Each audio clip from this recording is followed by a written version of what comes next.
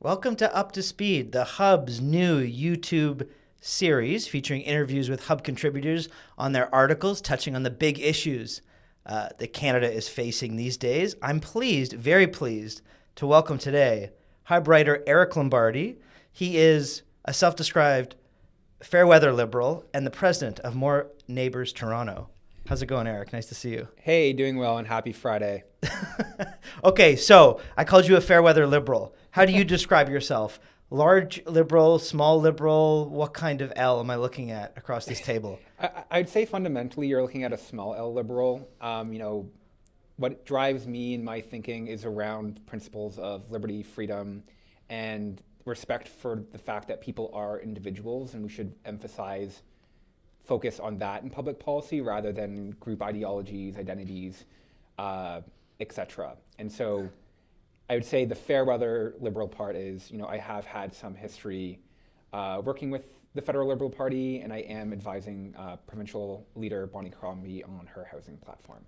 Okay, so you wrote an article for us this week called "It's Time to Make the Liberal Party Liberal Again." And we were playful with this article, you and I, because we kind of did it as if you were writing a speech you wished Mr. Carney or Miss Freeland had given, this week being the deadline to throw your hat in the race for becoming federal Liberal leader, to replace Justin Trudeau and literally just become the next Prime Minister of Canada and be the Liberal leader in the next federal election. When was the last time the party was liberal to you? Small L liberal. I mean, I would say, historically, I'd say, a John Chrétien or Paul Martin style liberal was kind of closer to where I see myself on the political spectrum.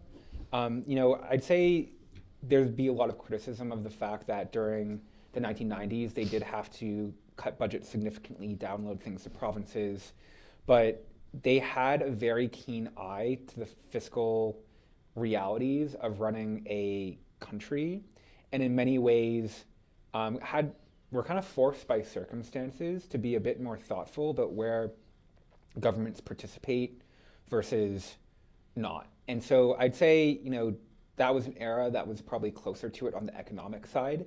I will say that the modern Liberal Party is certainly more open and freedom-oriented on social issues than basically any iteration of past Liberal Party, and I think that's really just a consequence of progress. I'm a member of the LGBT community. I'm a gay man, and I do recognize that people like me have never had the same degree of social freedom as what we do right now. And so where I think the federal party has really lost its way is on some of the fundamental economic principles of small L liberalism that I think are important. So focused a lot on the social issues, but you say in your article they have greatly contributed to what you call a faltering social contract. What does that mean? Yeah. So if you look at the last 10 years in Canada, there have been some substantial changes, particularly when it comes to generational outcomes. And so, both you and I are young people. I'm 30. Thank you. Sorry, how old are you? I'm 30. Okay, I'm 34. I am lucky enough to have a good career and come from a supportive family. But if you look at, for example, housing in Canada, and it's not really just the GTA in Toronto and Vancouver anymore. It's really been an exported problem. We've seen dramatic increases in the cost of living and not dramatic increases in wages. So if you look at Toronto, for instance, in the year 2000, inflation adjusted, the average home value was about $450,000. Today, it's about 1.2 to 1.3 million. Wow. At the same time, the median income for a full-time worker aged 25 to 34 in year 2000, adjusted for inflation, was 47,000. Today, it is, or as of 2022, which is when I have the latest statistics, it's 46,500. So it's actually declined in real terms.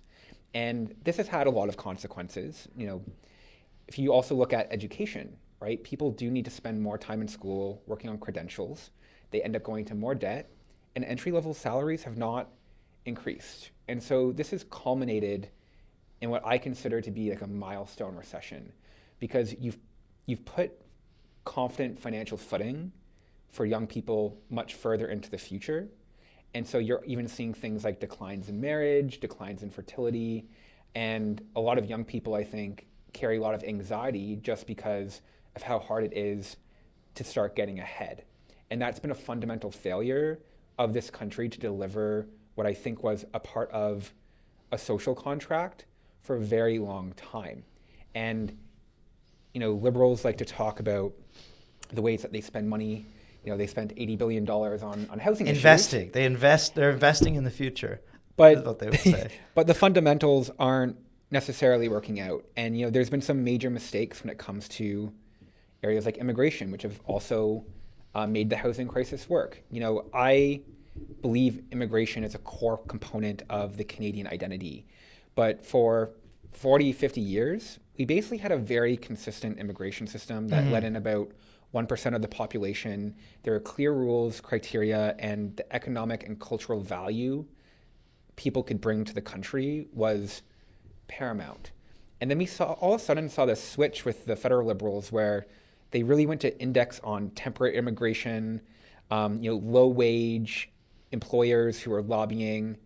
And in many ways, the economic outcomes of that were to undercut entry-level labor and low-income labor because you've increased the competition for those jobs. And that means employers didn't necessarily need to make investments in productivity or wages.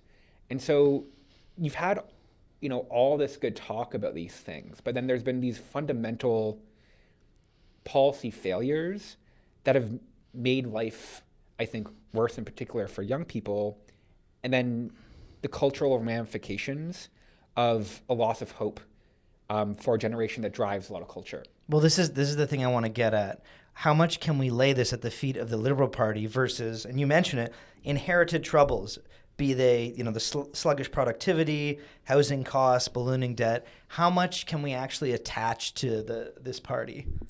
I don't think you can attach everything, but, for example, on housing, I am not Doug Ford's biggest fan. I think there's a ton the province has let fail there.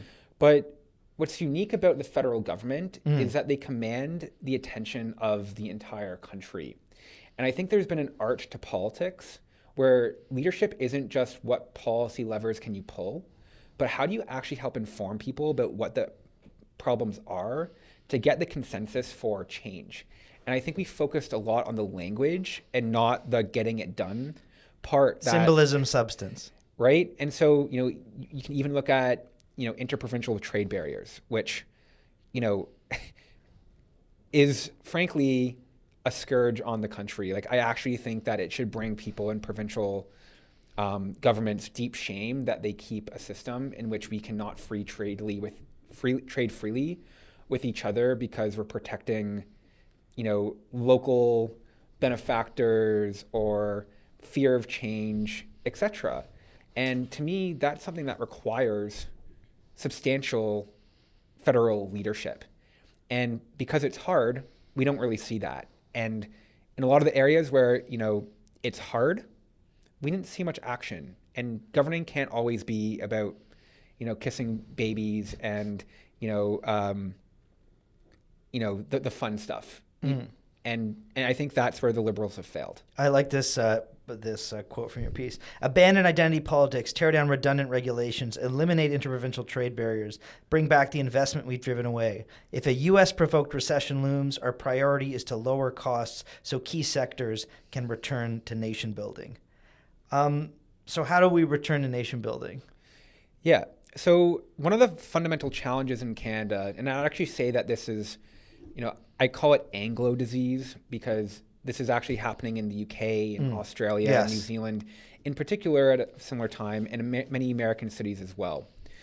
I think regulations, when we go through the policy process, every single one individually, you can discuss the merits, and some of them are justified and some of them are not.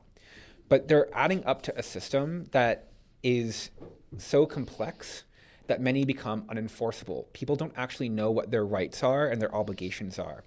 And there's tons of fracturing between different jurisdictions and then squabbling about actually how to fix that at better scale. housing is a perfect example where, we see this plethora of municipal red tape and lost productivity because all of this is done at such a bespoke local level, right? But it also applies to the country. And so, what people I think don't appreciate enough is that regulations aren't like a hug. They're not inherently good or inherently bad. They're trying to solve for a purpose. And I think what liberals have failed to recognize is that if the outcomes being driven by regulation aren't beneficial for the country, like, for example, stagnating growth, an inability to get larger projects completed, raising costs, not on the physical and construction side, but on the soft costs, processing, lawyers, consultants, you're actually not delivering long-term outcomes for the amount of value that you need to actually take from people and out of their lives and their spending that you could. And there's a moral obligation to be able to ensure that we can build the nice things that ensure that we live in a developed country. And one of my big fears, or the issues that are important to me, is if we can't get better, for example, at allowing more projects to go forward, or building high quality infrastructure because it costs twice as much or 5 times as much as another jurisdiction, the accumulation of all that lost potential will have substantially negative impacts to our quality of life in 15 to 20 years. And so if you look at this 10-year record of this Liberal government, the things that we're talking about now, had they been focused on 10 years ago, we'd be probably talking about a different story for our economy. And my advice, I guess, to this administration that's outgoing, and more in particular to the Pierre Poilievre one that's likely incoming, is use the political capital you have early on, because results take time to materialize. And as we've seen kind of with Doug Ford in Ontario around housing, you run out of time to do hard things. And in the time that this government had to spend its political capital on those hard things, they didn't do it. And that's also been a fundamental failure. So you've criticized the Liberals for, lost economic potential, for the symbolism that comes with, them practicing identity politics. Any feedback from Liberals, large L Liberals, or the party itself on this piece? I've gotten feedback from some large L Liberals saying, this is really the direction that we need to be talking about from an economic perspective. I do think, some would say that I'm not giving them enough credit for how COVID was managed. I think some would say, focus a lot on the economy side and not our social values or even things like climate change. And, my response to that was, I managed to write an entire article about contemporary politics, and I didn't once mention the carbon tax. And, the reason for that is because I'm not actually against it. I'm a small L liberal. I believe in low friction, market-based mechanisms to achieve the outcomes that you want. Now, do I recognize that carbon taxes are probably a dead in the water policy? Of course. But now what my frustration is, well, what is there going to be to replace it? I can write an entire other article on that, but if we're not going to have carbon taxes, which raises the input costs of emitting products, then what you need to do is reduce the cost of non-emitting inputs, which is electricity.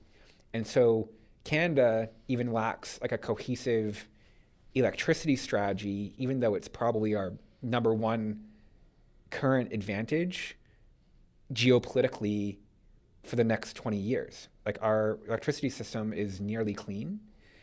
So we should really be doubling down on that and signaling to the world, we're going to have the cleanest, cheapest electricity.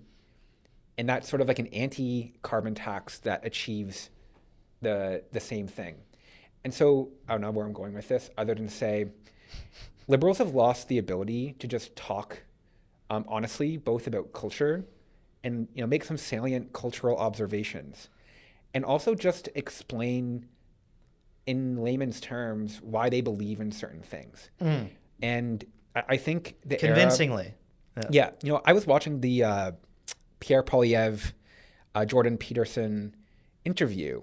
And, one of the things that stood out to me was a section when Pierre Poilievre was like, I was visiting, a university campus and talking to these university students. And he was like, you know what I felt? They're just tired. Like, they've got bags under their eyes. They're working like a 30-hour-a-week job and doing full-time school because they need to cover the cost of living. And he was like, it actually wasn't that hard for me and my friends in that era in Canada, because things were affordable back then. And it doesn't belie any policy, but it demonstrates far more understanding of people's circumstances than anything I've seen expressed by any liberals. And so, when it comes to being down to earth or like being salient with the knowledge about the people, you need to actually talk about things and experiences that demonstrate that you get it. And I think even when it comes to some of these economic things, people work in industries. They see barriers. Like, regulation is everywhere. So being able to talk about, like, we need to protect ourselves, but, like, this needs to work. It shouldn't be a left-right issue. And I think liberals have failed to just make the cultural case for doing things differently as well. And it's just been lazy. Well, let's see if they follow your guidance and if this, shakes them out of the laziness that you've just described. That is Eric Lombardi, Hub contributor and self-described, fair weather liberal. That's what we'll say. Thanks, guys. Thanks.